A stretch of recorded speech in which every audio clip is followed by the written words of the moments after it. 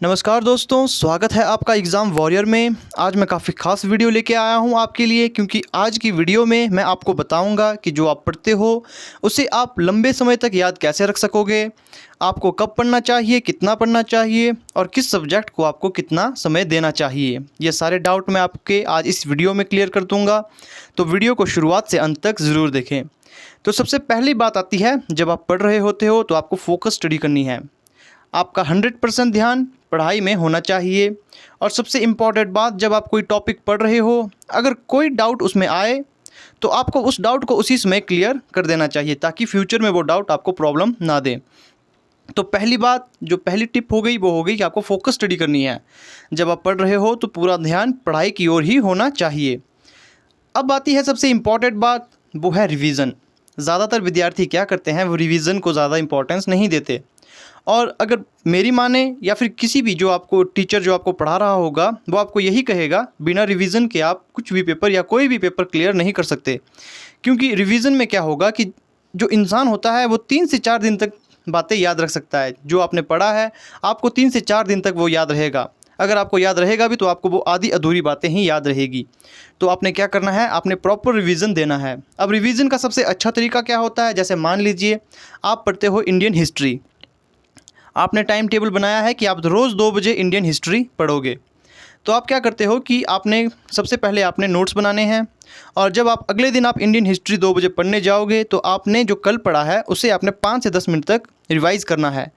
Notes ऐसे बनाने हैं कि वो शॉर्ट्स हो और आपको आसानी से समझ आ सके। 5 से 10 मिनट अगर आप उसे दोगे तो आपको रिवीजन की ज़रूरत नहीं पड़ेगी, क्योंकि आप उसे वहीं पर रिवाइज़ कर लोगे। ये आपके लिए काफ़ी मददगार साबित होगा। और आपने हफ्ते में या फिर महीने में 1 से 2 बार, महीने में आपने 3 बार रिवीजन तो करना ही है जो आपने पढ़ा है, क्योंकि इसी तरह से आप याद रख सकोगे जो आपने पढ़ा है, वरना आप वो भूल जाओगे। अगली जो इम्पोर्टेंट बात है वो है टाइम टेबल। जब भी आप किसी कॉम्पिटिटिव एग्ज़ाम की तैयारी करते हो तो आपको 5 से 6 सब्जेक्ट तो पढ़ने ही पड़ते हैं उस पेपर को क्वालिफाई करने के लिए।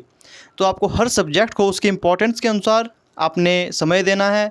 जैसे मान लीजिए ज़्यादातर स्टूडेंट क्या करते हैं कि वे जीके को ज़्यादा समय देते हैं, हालांकि वे उन्हें ये नहीं पता होता कि सिलेबस में कौन कौन से सब्जेक्ट आ रहे हैं। वे केवल अपने हिसाब से चलते हैं। तो सबसे पहली बात, आपने जो आप पेपर दे रहे हो उसका सिलेबस देखना है, आपने सब्जेक्ट देखने हैं कौन कौन से आ रहे हैं। फिर सब्जेक्ट को, जो सब्जेक्ट आपको आता नहीं है आपने उसे ज़्यादा समय देना है, या फिर जो आपको ज़्यादा मुश्किल लगता है उसे ज़्यादा समय देना है।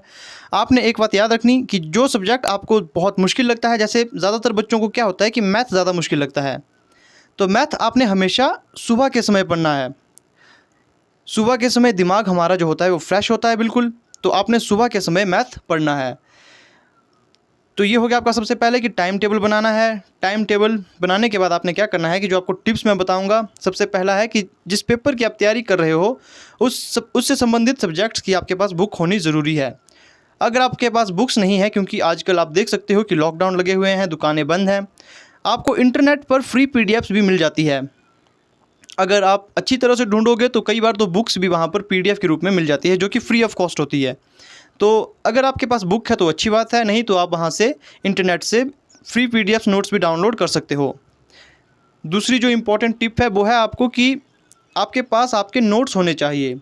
लोगों के या फिर दूसरे दोस्तों के नोट्स आपके लिए यूज़लेस होंगे, क्योंकि जो नोट्स आप बनाओगे उससे आप ज़्यादा अच्छी तरह से समझ पाओगे, और उसमें ऐसी बातें लिखनी है जिससे आप पूरा रिवीजन कर सको।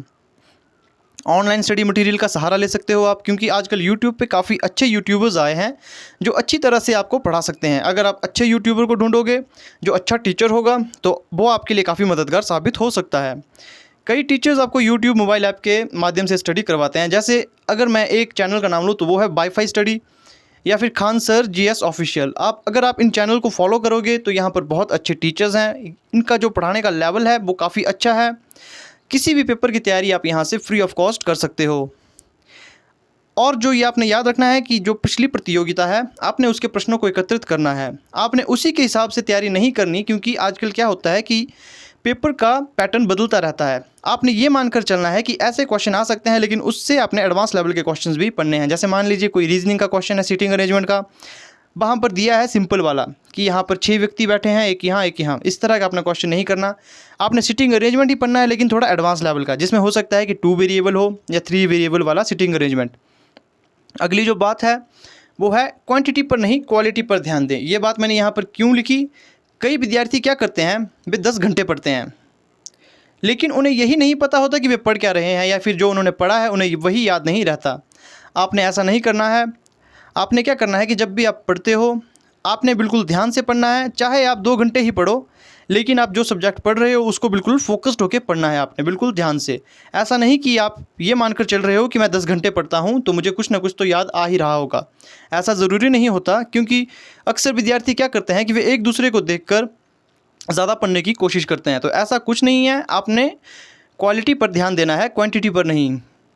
और जब भी आप पढ़ते हो तो 2 घंटे में एक बार आपने रेस्ट ज़रूर लेना है। लगातार आपने 2 से 4 घंटे नहीं पढ़ना, बीच बीच में आपने रेस्ट ज़रूर देना है, क्योंकि इस तरह से आपके दिमाग को फ्रेश होने का वक्त मिल जाता है।